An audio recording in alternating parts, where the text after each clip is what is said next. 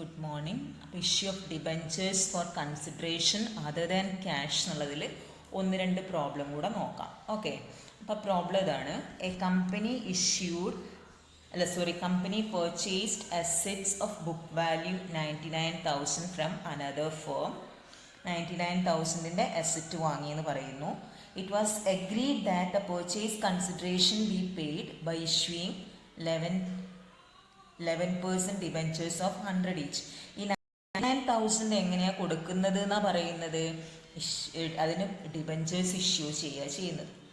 അപ്പം നമ്മൾ ഇന്നത്തെ പ്രോബ്ലം തമ്മിൽ ചെറിയൊരു വ്യത്യാസമുണ്ട്. ഇന്നലത്തെ പ്രോബ്ലത്തിൽ അസെറ്റിൻ്റെ കൂടെ ലയബിലിറ്റീസ് ടേക്കൺ ഓവർ ചെയ്തിരുന്നു. അപ്പം നമ്മൾ നെറ്റ് അസെറ്റ് എത്രയാണെന്ന് നോക്കി, അതിൽ പർച്ചേസ് കൺസിഡറേഷൻ സെപ്പറേറ്റ് ആയിട്ട് തന്നിരുന്നു. അപ്പോൾ അവിടെ ഗുഡ് വിൽ ഉണ്ടോ, ക്യാപിറ്റൽ റിസർവ് ഉണ്ടോ എന്നൊക്കെ നോക്കിയിട്ടൊക്കെയാണ് നമ്മൾ മുന്നോട്ട് പോയത്. ഇവിടെ അതൊന്നും നോക്കണ്ട, വളരെ സിമ്പിളായിട്ടുള്ളൊരു പ്രോബ്ലം. അപ്പം അസെറ്റ് വാങ്ങുന്ന സമയത്ത് എല്ലാ കേസസിലും ഫസ്റ്റത്തെ എൻട്രി അതാ വരിക, asset account debt to vendors account. എത്രയ്ക്ക് അസെറ്റ് ടേക്കൺ ഓവർ ചെയ്തത്? 99,000.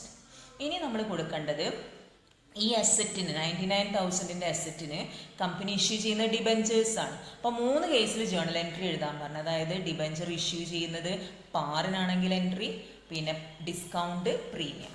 മനസ്സിലായല്ലോ? അപ്പോൾ പാറിനാണെങ്കിൽ 99,000 കൊടുക്കണമെങ്കിൽ നിങ്ങൾ എത്ര ഡിബഞ്ചേഴ്സ് ഇഷ്യൂ ചെയ്യണം?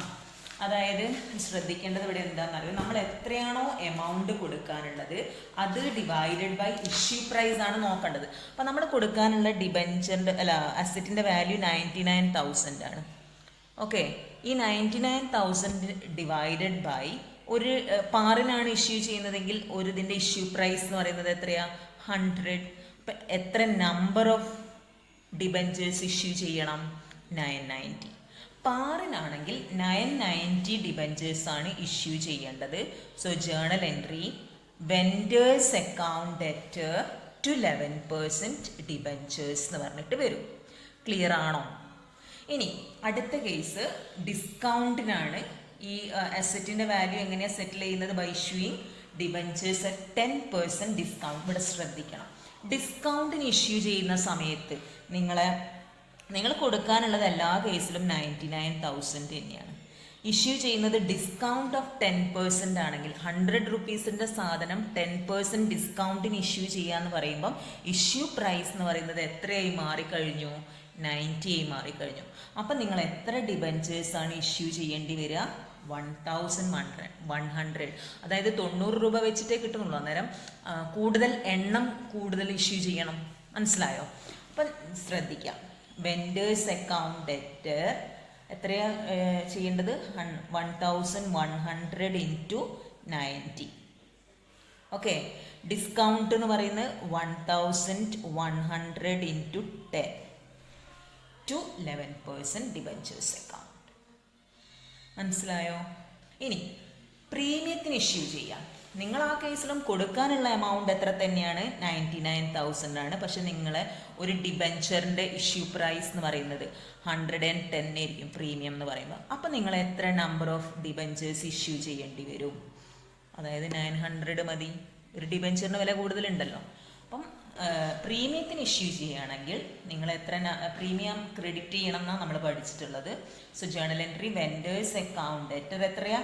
900 into 110 to debentures account 900 into 100 to premium 900 into 10. മനസ്സിലായോ? ഇത്രയും ശ്രദ്ധിക്കേണ്ടതുള്ളൂ. ഓക്കെ, നരേഷനൊക്കെ പഠിച്ചോളൂ കേട്ടോ.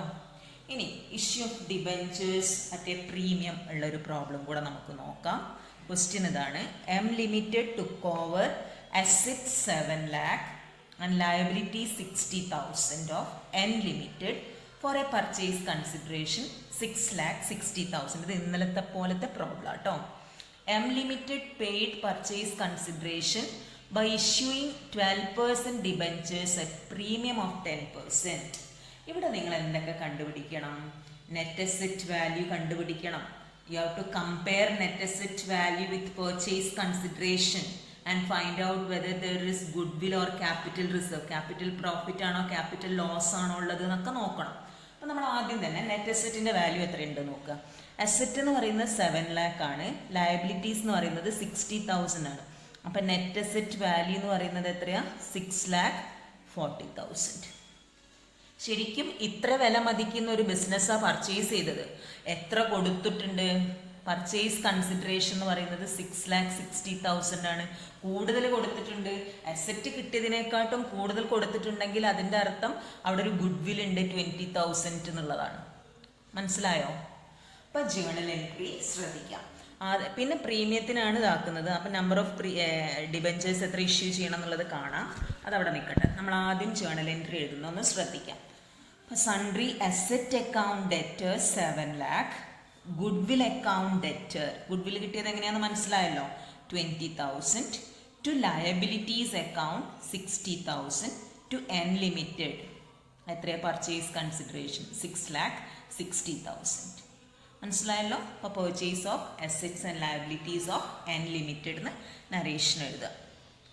ഇനി അൺലിമിറ്റഡിന് എങ്ങനെയാണ് ഇഷ്യൂ ചെയ്യുന്നത്? പ്രീമിയത്തിനാണ്. അപ്പം എത്രയാ അൺലിമിറ്റഡിന് കൊടുക്കാനുള്ള പർച്ചേസ് കൺസിഡറേഷൻ എന്ന് പറയുന്നത് 6,60,000. അപ്പം vendors account debtor to 12% debentures account to premium on issue of debentures. എത്ര നമ്പർ കൊടുക്കണം എന്നുള്ളത് എങ്ങനെയാണെന്നാണ് കണ്ടുപിടിക്കുന്നത്? എത്രയാണ് നിങ്ങൾ കൊടുക്കാനുള്ള എമൗണ്ട് നോക്കുക. 6,60,000 ആണ്. അതേ ഡിവൈഡഡ് ബൈ 100ൻ്റെ സാധനം നിങ്ങൾ 110-നാണ് ഇഷ്യൂ ചെയ്യുന്നത് പ്രീമിയത്തിന്.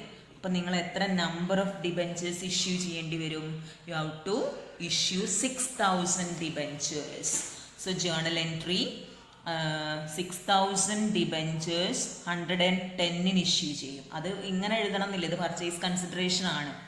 To debentures account 6,000 into 100, to premium on issue of debentures 6,000 into 10. Clear ആണോ? ഇത്രയും കാര്യങ്ങളാണ് ശ്രദ്ധിക്കേണ്ടത്. ഇനിയിപ്പം ഡിസ്കൗണ്ടിന് ഇഷ്യൂ ചെയ്യുന്ന ഒരു പ്രോബ്ലം കൂടെ ചെയ്തിട്ട് ഞാൻ നിർത്താം. M limited purchased assets of ₹8,40,000 and to cover liabilities of 80,000. ഇവിടെ ശ്രദ്ധിക്കാൻ, നെറ്റ് അസെറ്റിൻ്റെ വാല്യൂ അന്നപ്പോഴേക്ക് മനസ്സിൽ വരണം. 8,40,000 മൈനസ് എത്രയാ? 80,000. നെറ്റ് അസെറ്റ് വാല്യൂ എത്രയാണ് വരുന്നത്? 7,60,000 നെറ്റ് അസെറ്റ് ആണ് കിട്ടിയിരിക്കുന്നത്. പക്ഷേ പർച്ചേസ് കൺസിഡറേഷൻ എത്രയാണ്? At an agreed value of 7,20,000. അതായത് പർച്ചേസ് കൺസിഡറേഷൻ എന്ന് പറയുന്നത് എത്രയാണ്? 7,20,000. നോക്കുക, നിങ്ങൾക്ക് കിട്ടിയ അസെറ്റിൻ്റെ value 7,60,000, but your purchase consideration നിങ്ങൾ എത്ര മാത്രം കൊടുത്താൽ മതി? 7,20,000. ഒരു ക്യാപിറ്റൽ പ്രോഫിറ്റ് അവിടെ വന്നിട്ടുണ്ട്. ഈ ക്യാപിറ്റൽ പ്രോഫിറ്റിനെ നമ്മൾ ക്യാപിറ്റൽ റിസർവിലേക്ക് മാറ്റുന്നത്. ക്യാപിറ്റൽ റിസർവിലേക്ക് അന്നേരം മാറ്റുന്നത് ആ ഡിഫറൻസ് ഓഫ് 40,000. അങ്ങനെയാകുമ്പോഴുള്ള ജേണൽ എൻട്രി ശ്രദ്ധിക്കുക. Sundry assets account debtor 8 lakh, to sundry liabilities 80,000. Asset 8,40,000 ആണ്. Liabilities 80,000. Capital reserve 40,000. To vendors account 7,20,000. ഇത് പർച്ചേസ് കൺസിഡറേഷൻ. ഇനി ഈ 7,20,000 പർച്ചേസ് കൺസിഡറേഷൻ എങ്ങനെയാണ് കൊടുക്കുന്നത്? By issuing debentures at a discount of 10%. അപ്പം നിങ്ങൾ നോക്കേണ്ടത് എന്താണെന്ന് വെച്ചാൽ ഡിസ്കൗണ്ട് ഡെബിറ്റ് ചെയ്യുക. അപ്പോൾ ഈ 7,20,000 കൊടുക്കണമെങ്കിൽ നിങ്ങൾ എത്ര നമ്പർ ഓഫ് ഡിബഞ്ചേഴ്സ് ഇഷ്യൂ ചെയ്യണം എന്നുള്ളത് കണ്ടുപിടിക്കണം. അപ്പോൾ 7,20,000 കൊടുക്കാനുള്ളത്. ഇഷ്യൂ പ്രൈസ് എന്ന് പറയുന്നത് ഡിസ്കൗണ്ടിനാണെങ്കിൽ എത്രയായി മാറും? 100 രൂപേൻ്റെത് 10% ഡിസ്കൗണ്ട് എന്ന് പറയുമ്പം 90 rupees ഇഷ്യൂ പ്രൈസ് വരുന്നത്. അപ്പോൾ എത്രയായിട്ടുണ്ടാവും? 8,000 നമ്പർ ഓഫ് ഡിബഞ്ചേഴ്സ് ഇഷ്യൂ ചെയ്യണം.